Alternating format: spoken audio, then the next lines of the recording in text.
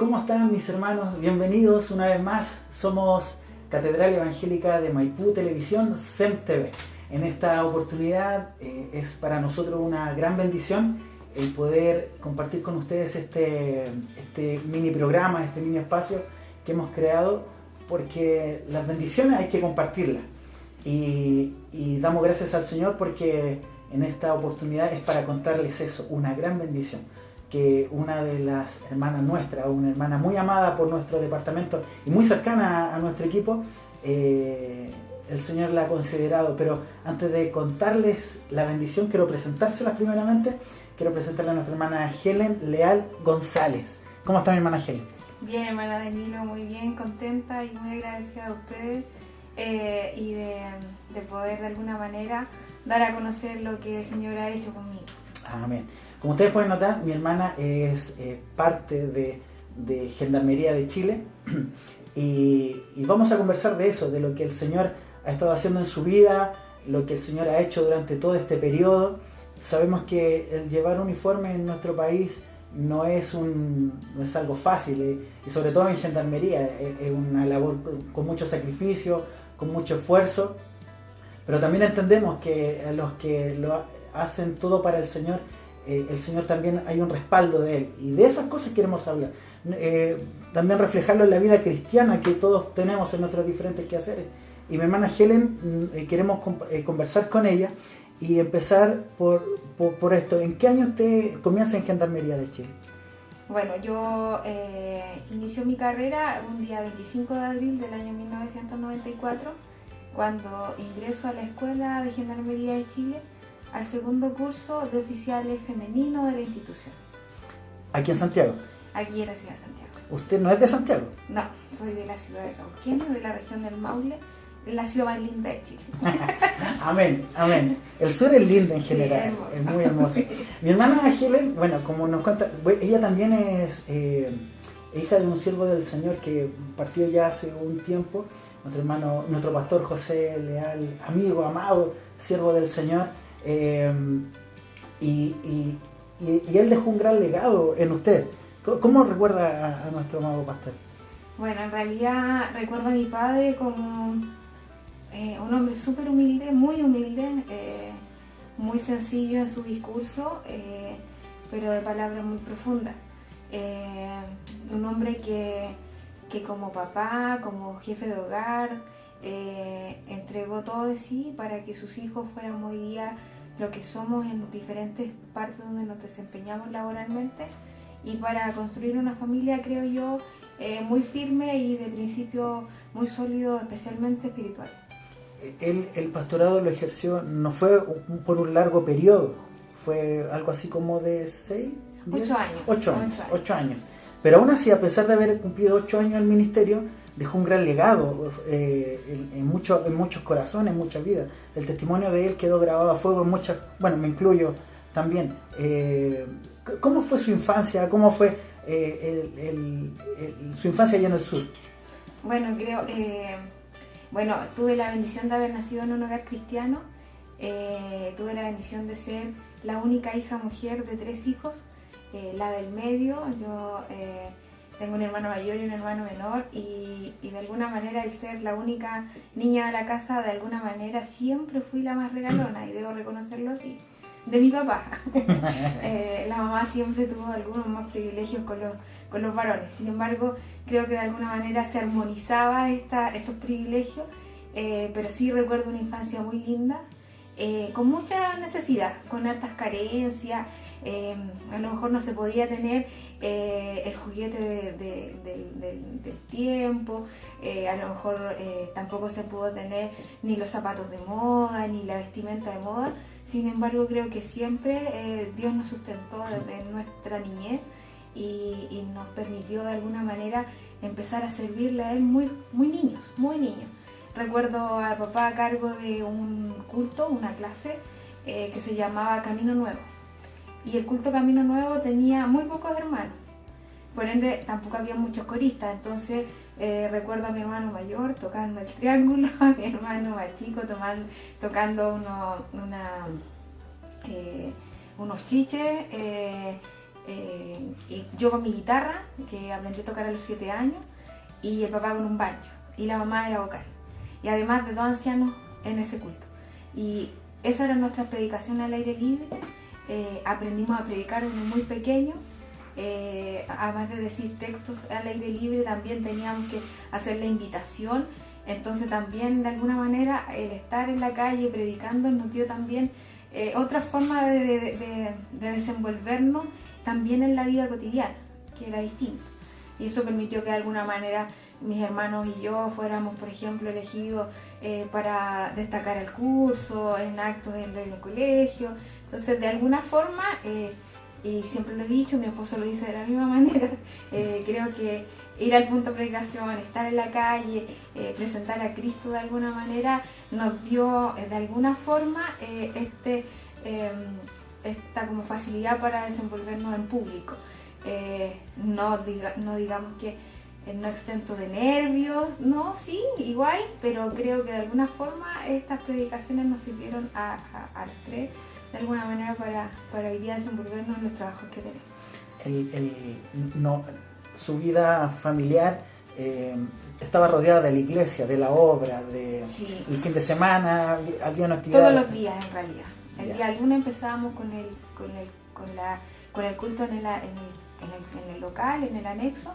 El día martes reunión en la iglesia, miércoles nuevamente el culto en el local, jueves nuevamente en la iglesia matriz, el viernes nuevamente el culto y sábado en el culto y domingo en el culto. Terminábamos los 7 días del año, los 7 días de la semana los terminábamos sirviendo al Señor.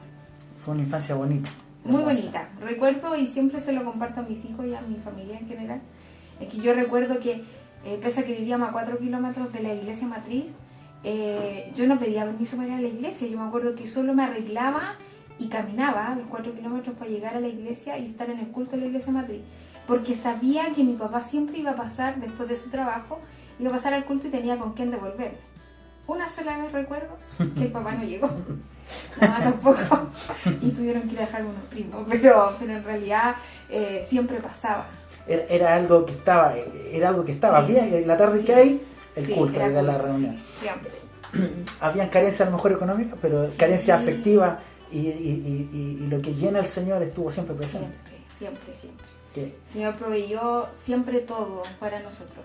Creo que a lo mejor, no sé, yo siempre he dicho, me vestí con ropa de mis primas mayores, también usé zapatos de mi familia, de las que crecían antes que uno y que tenían otra situación, y lo he reconocido toda mi vida, en que aun cuando usé zapatos rotos en alguna oportunidad de mi vida, Dios me ha devuelto el doble hoy día.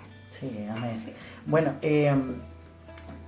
posteriormente a todo esto, la adolescencia, siempre no hubo ese tiempo de ese que vivimos muchas veces de cuestionarnos. ¿Vivió esa etapa a lo mejor de repente para qué voy a la iglesia o siempre tuvo ese convencimiento? Yo creo que nunca me cuestioné, nunca, no hubo tiempo de cuestionarme, porque creo que cada experiencia que vivía en el templo, cada experiencia que vivía con los jóvenes de mi iglesia, con los niños de la iglesia, fueron de alguna manera sustentando, fortaleciendo mi fe, y no hubo tiempo al cuestionamiento, nunca hubo tiempo al cuestionamiento, porque aprendí de muy niña a estar a cargo de niños.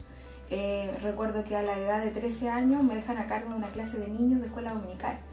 Entonces yo tenía que preparar clases, tenía que hacer algo que en realidad lo preparaban los profes, pues. Entonces era como algo que yo no entendía, pero autodidactamente creo que aprendí de alguna forma a ser educadora de párvulos, y eran niños que no pasaban más de los 7 y 8 años, o sea, tampoco había una diferencia enorme entre nosotros. Pero hoy día veo con mucha gratitud que esos niños perseveran en el Evangelio, que esos niños el Señor los ha llevado a otros lugares, el Señor los ha bendecido con carreras profesionales, y he visto cómo la mano del Señor ha permanecido. Y que feliz de mi parte el haber contribuido en dejar instruir de alguna manera ese niño en el camino, como dice la palabra. Amén. Bueno, gracias al Señor se pudo mantener firme. Eso mismo, me imagino que esas mismas convicciones son las que la llevan a entrar a Gendarmería y toda esa base que llevaba la pudo aplicar en el trabajo que empezaba a realizar dentro de la institución. ¿Cómo fueron sus inicios en Gendarmería? Bueno, yo siempre he dicho que yo postulé a la institución porque soy una hija obediente. Bueno, desde que yo salí de cuarto medio, a mí me fue muy bien en la prueba de aptitud. El señor hasta en eso creo que fue muy fiel conmigo. No hice nunca un preuniversitario, sin embargo tenía mi puntaje para poder postular a muchas carreras, a varias carreras, y no lejana a la región donde vivía, ni lejanas de Santiago. Sin embargo, yo tuve miedo, y debo reconocerlo así, que no era el miedo de mi padre, porque mi papá siempre dijo, nos vamos a matricular a la universidad y vamos. Pero sin embargo yo pensé en mis hermanos y yo decía, claro, yo en la universidad y yo sabía que podía haber necesidad. Entonces yo no podía el sacrificio de una familia estar solo preocupado de mí. Y yo deserté de la universidad en ese momento y dije, no papá, vamos a esperar y cuando sea tiempo, sí. Mi papá recuerdo que cabizbajo me dijo, ya hija, pero también entendía que en algún momento no íbamos a tener, o la familia no iba a tener para pagar la universidad. Y no había en ese entonces tantos, no sé, créditos como hoy día o becas como hoy día existen. Entonces me mantuve en la casa, entre comillas, porque también encontré un trabajo a honores en el hospital de mi ciudad, en un programa muy parecido al Chile Crece Contigo actualmente, donde empecé a trabajar de manera sin lucro alguno, captando personas con hipertensión, con problemas de salud y que estaban en su hogar y no estaban siendo atendidos por ningún policlínico en ese momento. Entonces me tocó trabajar con una enfermera y bueno, ella nos enseñó a tomar presión y a varias cosas como primer auxilio y íbamos casa por casa en Cauquenes. Lo hice con una amiga también de la iglesia y pudimos recorrer mucho y trabajar para el hospital. Y de verdad que fue muy enriquecedor. Pero ahí había un propósito, que yo hasta ese momento solo lo veía como una labor social. Pero había un propósito del Señor. Porque cuando se da la oportunidad que yo postule a la institución, yo quedé con la voz de mi mamá, porque alguien le va a decir a mi casa que existían estas postulaciones y mi mamá dice, hija, pero ¿por qué usted no postula? Entonces yo recordé en ese momento que la mamá había postulado cuando era joven a la institución y ella no había quedado. Entonces yo le miré a mi madre y le dije, mamá, ¿cómo se le puede ocurrir a usted que yo voy a hacer lo que usted quiso ser? Entonces, no, mamá, yo creo que esto no es. Y me acuerdo que esa tarde yo me fui a mi pieza y lo medité y al día siguiente me levanté y le dije, ya mamá, si voy a ir, voy a buscar, me voy a inscribir y voy a ver qué va a pasar con esto. Bueno, efectivamente obedecí la voz de la mamá y me fui a la cárcel de Cauquenes, me inscribí y bueno, parte del proceso en todas las instituciones tiene que ver con que hay que hacerse una serie de exámenes, hay que hacer, además hay una revisión dental más o menos importante y nada de eso, y todo eso tiene un costo. Pero yo haber trabajado para el hospital significó que todos esos costos los cubrió el hospital.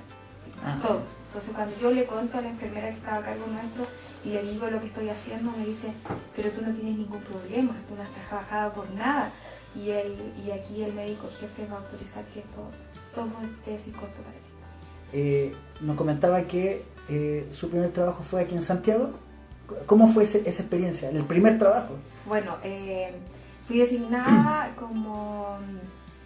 mi primera dotación fue el Centro Penitenciario Femenino de San Joaquín, unidad femenina donde hasta ese entonces no había ningún oficial femenino, entonces era como algo complejo puesto que esa unidad en particular estaba hasta ese entonces a cargo de la Congregación del Buen Pastor, una congregación religiosa que por años estuvo en la coadministración de alguna forma de los penales femeninos en el país. Faltaba hasta esa fecha la entrega de ese penal de manos de la congregación y Valparaíso. Entonces cuando yo llego a San Joaquín no tenía mucha expectativa de mantenerme porque siempre la congregación había mantenido un personal de la planta de suboficiales, pero no oficiales. Entonces en realidad no había mucho mucha esperanza en que yo me mantuviera. Sin embargo, debo reconocer que me mantuve en el lugar, fui acogida por las religiosas de la congregación de manera muy positiva. Hicimos un trabajo conjunto muy alentador para mí como oficial joven, y de verdad que aprendí mucho de la congregación, especialmente en el respeto a los derechos humanos, el trato digno y muchas cosas que en realidad reforzaban de alguna forma mi formación en la escuela de Gendarmería y también mis principios cristianos. Amén. Bueno, ahí ya estamos viendo la base, los primeros pasos. ¿Por qué lado en todo este periodo le ha tocado trabajar? ¿Santiago? Valparaíso. Bueno, yo luego contraigo matrimonio y me voy a la ciudad de Valparaíso, de donde es mi esposo y donde él, siendo policía, tenía también su primera dotación en la Brigada de Homicidios de Valparaíso. Entonces me voy a Valparaíso, donde pasaron 10 años de trabajar en esa ciudad, en distintas áreas, no tan solo en la cárcel de Valparaíso, sino también en un grupo que en ese entonces se llamaba Equipo Especial de Traslado, que ustedes pueden ver hoy día, que son los traslados que se hacen en los tribunales y que son también grupos de reacción ante eventos críticos en la población penal. Yo ahí de alguna manera fortalecí otra parte profesional de mi vida penitenciaria, porque hasta ese entonces yo solamente había hecho custodia directa de internas. Había trabajado de alguna manera potenciando siempre el trabajo de reinserción social de las privadas de libertad, pero nunca había estado en el otro lugar, que era esto de trato directo con tribunales y actuar en eventos críticos en la población penal. Entonces ahí obviamente desarrollé otra área de mi carrera que también fue importante, también fue de alguna forma, creo que no cambió mi forma de ser como oficial. Sin embargo, uno adquiere cierta mística y fortalece el liderazgo institucional. Valparaíso, Santiago, Isla de Pascua. Bueno, antes Antofagasta. Ah, ya, Antofagasta. Antes Antofagasta, después de 10 años en Valparaíso, soy designada como, y que fue mi primer cargo como de mucha responsabilidad, porque fue la primera vez que fui alcaide de un establecimiento penal, ya sola, haciéndome cargo de un penal, y en este caso del Centro Penitenciario Femenino de Antofagasta. ¿Y cómo es Antofagasta? Antofagasta siempre he dicho que ha sido mi mejor dotación, porque fue una ciudad muy acogedora, una ciudad que de alguna forma me enseñó a crecer como oficial, porque me tocó liderar un grupo humano muy valioso, pero también administrar un penal que era independiente, que era autónomo en su funcionamiento, y donde pudimos hacer muchas cosas positivas. Antofagasta hasta ese entonces estaba recién hecha a andar la ley de responsabilidad social empresarial, entonces el trabajo con los privados, con la empresa privada, fue muy valioso en temas de reinserción al interior de la unidad penal. Siempre de alguna manera esto iba de la mano con evangelizar nuestras cárceles, ¿ya? Y que era un poco abrir la puerta también al evangelio y de alguna manera poder permitir que muchos más conocieran a Cristo. Siempre recuerdo que en la unidad de Antofagasta, cuando yo llego, había un grupo muy pequeño de internas que trabajaban. Cuando entregué esa unidad, entregué casi el 80% de mujeres trabajando para una empresa con prestación de servicio a terceros. Y bueno, y para la gloria del Señor también un penal completamente evangelizado y casi por no decir casi un 95% de internas evangélicas. Aceptando al Señor, sí, y tenía la oportunidad de hacer culto, de hacer... De todas maneras. O sea, era siempre abrir la puerta para que, y de alguna manera también predicar con el ejemplo, que eso era importante. O sea, ¿Nunca recibió problemas por evangelizar? No. No, creo que la institución, las autoridades y en distintas administraciones de gobierno han entendido que el Evangelio al interior de los establecimientos penitenciarios son un aporte muy considerable al cambio en la vida de la persona, y lo reconocen así. Entonces, cuando más podemos evangelizar, y hablo de la iglesia nuestra, evangélica, como la iglesia católica, se mantienen de alguna manera los índices de violencia muy controlados, muy controlados, porque son mucho menos los refractarios y mucho más los que se adecúan a la normativa. La persona que está detenida en las cárceles y al aceptar a Cristo, el cambio es notorio. Muy notorio. Sí.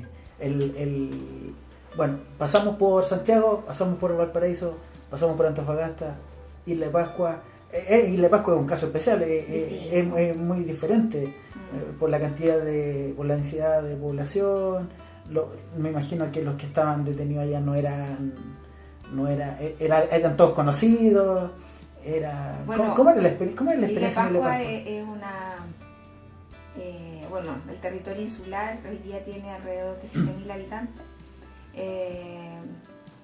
entre continentales y Rapa Nui, y es una comunidad aún bastante evangelizada por la Iglesia Católica. Hay instalada allí algunas iglesias protestantes, en la que no está nuestra iglesia metodista pentecostal, sin embargo está la iglesia evangélica pentecostal, Asambleas de Dios, Alianza y la iglesia adventista. Entonces también hoy día hay un nivel de evangelización protestante que está cobrando vida cada vez más, y que de alguna forma ha cambiado el ritmo de vida que tenían los Rapa Nui. Yo recuerdo que por lo menos es parte como de la tradición Rapa Nui el que el día domingo la gente vaya a misa. Entonces se llenaban las iglesias de misa, de gente que se congregaba, pero es más bien una misa turística, porque es como el punto de encuentro del turista, de la gente de Rapa Nui, del domingo en la mañana estar ahí, pero también ha cobrado vida la iglesia evangélica. Entonces el domingo también están en las iglesias evangélicas, llegan turistas a nuestras iglesias, os buscan.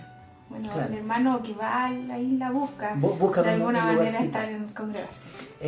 Bueno, haciendo el tour de nuevo, Santiago, Valparaíso, Antofagasta, Isla de Pascua, y hace muy poquito vuelve a Valparaíso. Vuelve a Valparaíso y de ahí va a Rancagua. Y ahí en Rancagua tiene un cargo no menor.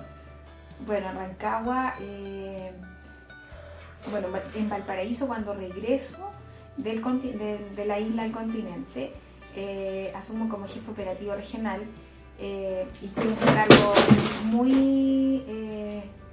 muy considerado operativamente en la institución.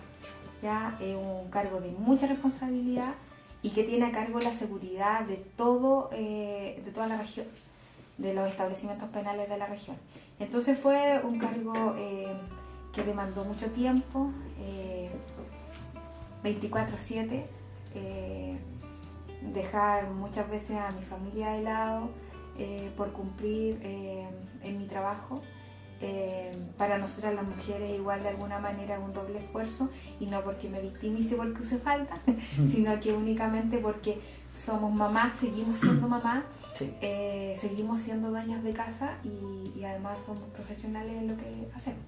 Entonces es un doble esfuerzo, pero sin embargo creo que cuando salgo de Valparaíso siento de alguna manera el relajo de irme a un establecimiento como Rancagua, nuevo para mí porque era un establecimiento concesionado, no tradicional como los anteriores donde había estado. Entonces, y además estaba solo a cargo de ese penal y no de muchos penales en una región. Entonces ahí ejerzo el cargo de jefe operativo del establecimiento. Y en algún momento también y por algún periodo como alcaide subrogante. Fue una unidad penal donde aprendí harto.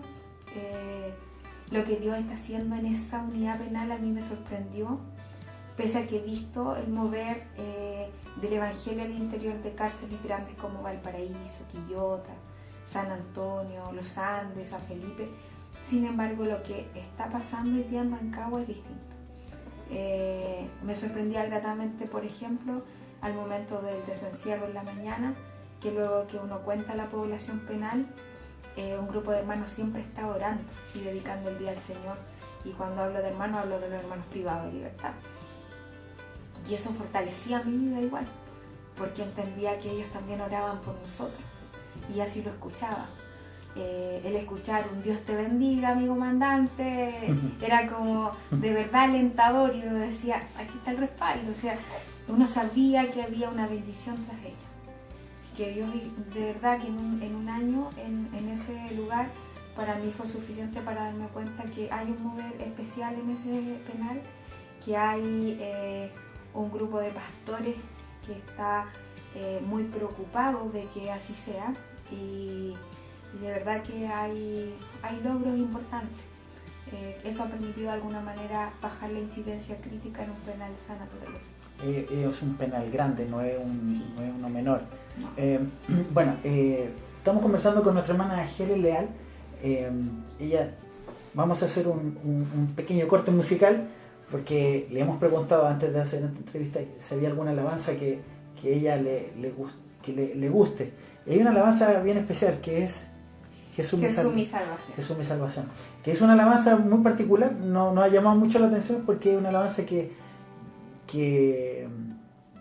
el sentir en un área tan especial como la suya, es una letra bien poderosa. Está inspirada en un salmo y es una alabanza hermosa que ha recorrido el país. Bueno, alabamos al Señor por quien inspiró la música y en fin todo. Así que vamos a ver un corte musical, Jesús mi salvación, interpretada por Coros Unidos de la Iglesia Metodista Pentecostal de Chile en Maipú. Vamos y volvemos.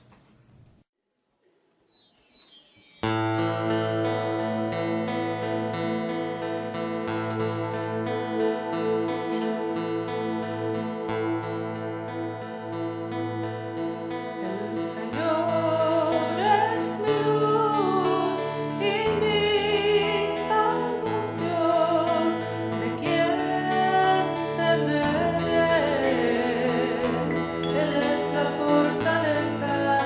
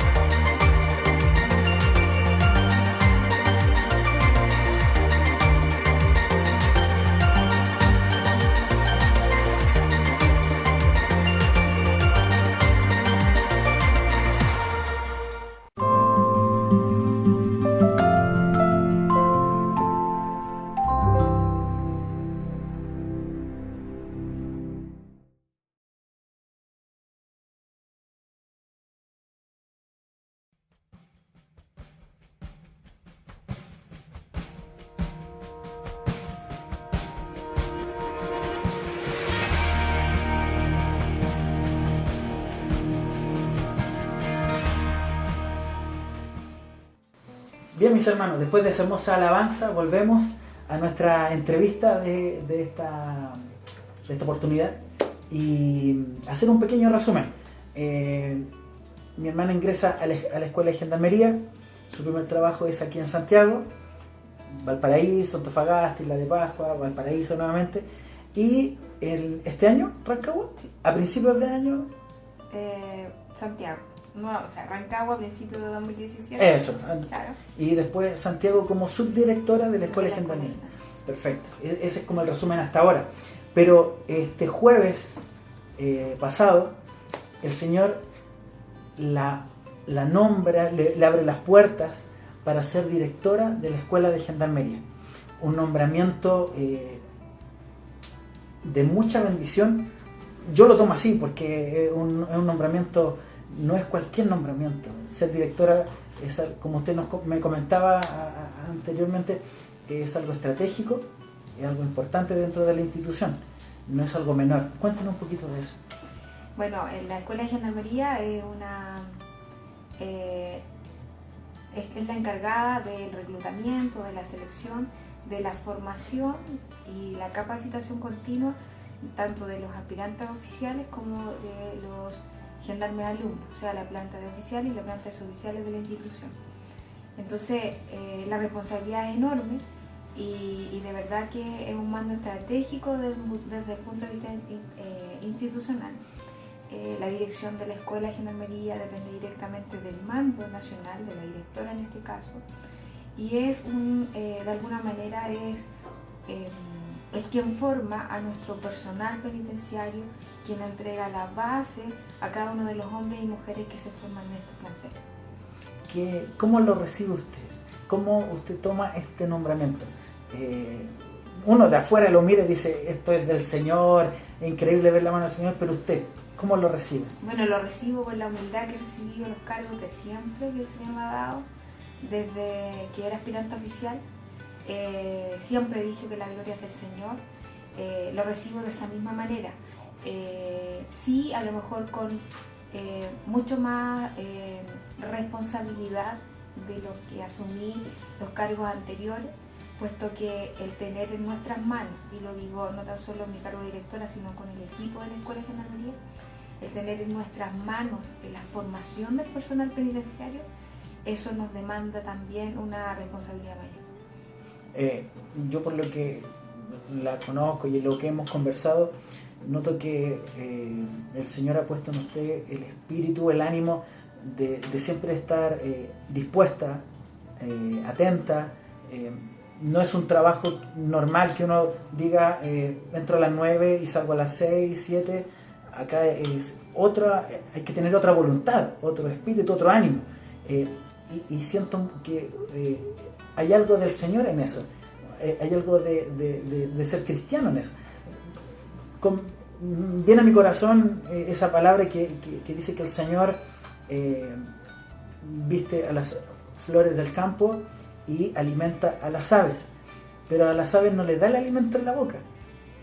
El ave tiene que salir a buscarla, el Señor le va a proveer. Siente que el Señor ha sido ese Dios fiel con usted, que ha recompensado su fidelidad, más que recompensado, la ha mirado con misericordia, ha visto la mano del Señor en todo este caminar.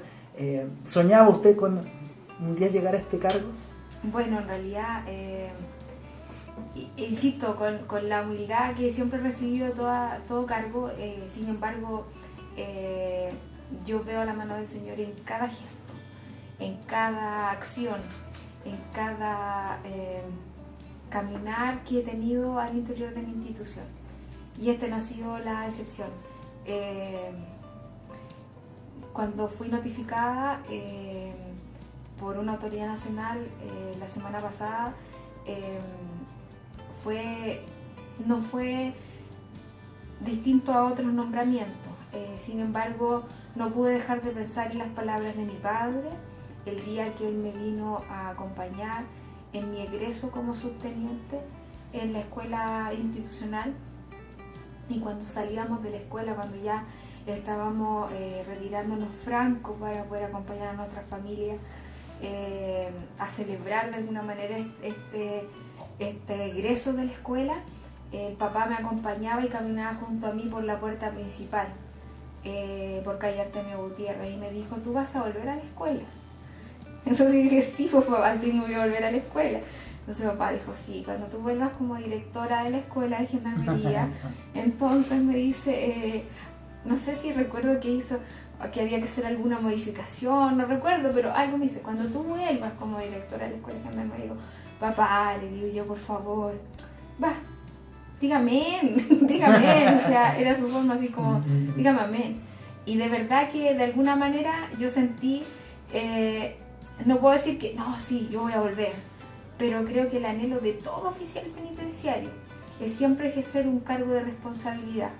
Creo que todos de alguna manera proyectamos nuestras carreras a ejercer autoridad en algún lugar, porque el oficial ejerce el mando de la institución, entonces todos buscamos de alguna forma eso. Pero esto vino así, vino del Señor. ¿Por qué no lo busqué? Porque me he caracterizado, y mi mando así lo sabe, de siempre asumir la orden como cuando se me da y no poner excusa por nada, sino que si me dicen Antofagasta, me fui a Antofagasta, pensé que es una región que nadie quiere, y asumimos como familia también el trasladarnos a esa ciudad.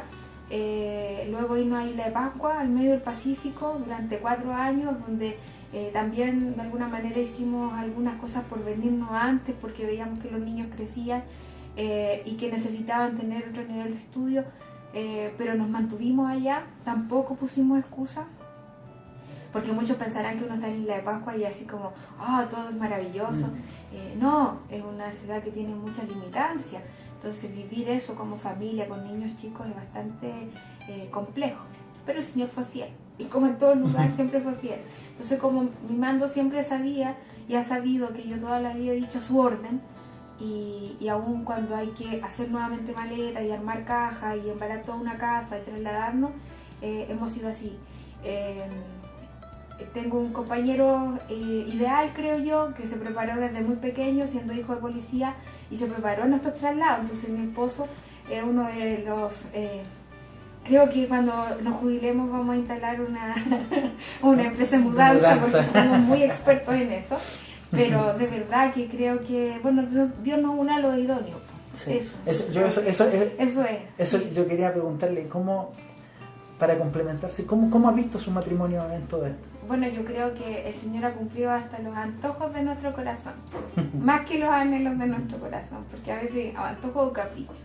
Y el Señor los ha cumplido de tal forma en que recuerdo que cuando ni siquiera éramos novios, en el año 93, estando en el sur, yo le cuento a él y le digo que bueno, tú vas a entrar a la escuela de investigaciones y yo voy a entrar a la escuela de gendarmería, y cuando estemos en la escuela vamos a egresar, vamos a irnos a Isla de Pascua en algún momento de la carrera, y después nos vamos a jubilar tranquilos. Y mi esposo me decía, bueno, mi pololo en ese rato me dice, negrita, es todo piano, porque esperemos que las cosas lleguen. Y por eso digo que el Señor concede los deseos del corazón, porque recién hasta cuando llegamos a Isla de Pascua recordamos esa conversación y veíamos cómo Dios cumplió. Increíble como Dios... No nos hemos ido jubilados todavía. Sí, pero llegará el momento y lo van a hacer contentos y felices. Sí, es increíble como Dios, de repente, Él tiene mejor memoria que nosotros de aquellas cosas que de repente declaramos y el Señor no las borra, las deja notaditas y las cumple en algún momento. Quiero hacerle la última pregunta. Y más que una pregunta, pedirle... Hay muchos jóvenes que hoy día están entrando a diferentes instituciones uniformadas, y salirme también del tema uniformado, sino que muchos jóvenes que estudian, que se preparan, tienen sueños en la universidad, en Carabineros, en donde sea, y quieren aspirar a cosas grandes. Pero, como usted nos contaba, muchas veces esos sueños no llegan fácil. No es cuestión de que yo me titulé, estamos hablando de años, de proceso, donde seguramente hubieron lágrimas, seguramente hubo intimidad con el Señor, hubo que tirarse de rodillas y pedir muchas veces, Señor, porque a mí, no sé, me imagino, me pongo en su lugar, de repente en situaciones de crisis, entendiendo que muchas veces uno no tiene respuestas, pero aún así debe seguir creyendo. Creo yo que le ha pasado a usted. ¿Qué le diría a esos jóvenes que hoy día están con sueños, están con ganas, están con deseos, están con anhelos? Muchas veces algunos dicen mi papá no tiene recursos, a lo mejor otro dirá yo no tengo el talento, se miran. ¿Qué les puede decir usted? Porque siento que usted pasó por todo eso. Bueno, yo les diría que, y como se lo he dicho en muchas oportunidades con jóvenes de nuestra iglesia y de nuestras iglesias donde hemos tenido que pasar, que le crean al Señor. Aun cuando las circunstancias de la vida les digan que no es posible. Somos hijos de un Padre rico, de quien es dueño de todo y por quien se mueven todas las cosas. Hay que creerle al Señor. Reconozco, insisto en lo que decía en mis primeras palabras, reconozco que vengo de una familia muy humilde, que tuve muchas carencias cuando era pequeña, sin embargo Dios ha sido fiel y ha tenido misericordia, más que premiado mi fidelidad, porque tengo errores como cualquier otra persona. Pero sí puedo decir que Dios ha tenido misericordia, bondad de mi vida, y Dios me ha llevado, como me dijo alguna vez, a lugares donde yo nunca imaginaba. Y por eso decirle al joven y a la señorita que hoy día tienen sueños, en que no miren sus circunstancias, porque el propósito de Dios se cumple en nuestras vidas y porque para Él no hay imposible, nunca hay imposible. Y una palabra que ha sido frecuente en estos últimos días en mi vida es actuar con valentía, porque Dios nos conoció desde el vientre de nuestra madre y de allí nos predeterminó para cumplir el propósito que Él tiene para cada uno. Amén, así es. Bueno, mis hermanos, esperamos de todo corazón que esta conversación que hemos tenido con nuestra hermana Helen haya servido para fe, para crecimiento espiritual y haya sido bendecido como yo lo he sido en esta oportunidad. Independiente de la hora que usted esté viendo, esto del internet y las redes sociales permiten ver estas cosas en diferentes horarios. Solamente decirle a usted que no deje de creer en el Señor, así como mi hermana Helen ha sido bendecida, su vida también puede ser bendecida. Sabemos que muchos hermanos están viviendo diferentes situaciones, pero hay una cosa segura, que el Señor es fiel y verdadero y no dejará a su pueblo solo. Isaías 41:10 dice: no temas, porque yo estoy contigo, no desmayes, porque yo soy tu Dios que te esfuerzo, siempre te ayudaré, siempre te sustentaré con la diestra de mi justicia. Promesa no es una promesa humana, es promesa del Señor, y es así que son fieles y verdaderas. No sé si quieres decir algo más, mi hermana Helen, para despedirnos. Solo agradecer siempre a SEM, soy su seguidora frecuente, y agradecerle y que el Señor bendiga sus vidas, a cada uno de ustedes, por este esfuerzo permanente, porque sé que donde quiera que esté, Dios te ve. Amén, eso me gustó. Así que, amados hermanos, para terminar, solamente invitarles para que se suscriban a nuestras cuentas de Facebook, de Twitter, de Instagram y principalmente de YouTube, en donde subimos nuestras transmisiones en vivo, nuestras entrevistas. Vamos a hacer el esfuerzo para tener nuevos testimonios de lo que el Señor está haciendo hoy día con diferentes hijos suyos. En esta noche con mi hermana Helen hemos escuchado su testimonio. Esperamos poder entrevistar a más hermanos de lo grandioso que es el Señor y lo que está haciendo hoy en día en pleno siglo XXI. Somos Catedral Evangélica de Maipú Televisión, SEM TV. Donde quiera que estés, Dios te ve. Amén. Dios les bendiga. Chao, chao.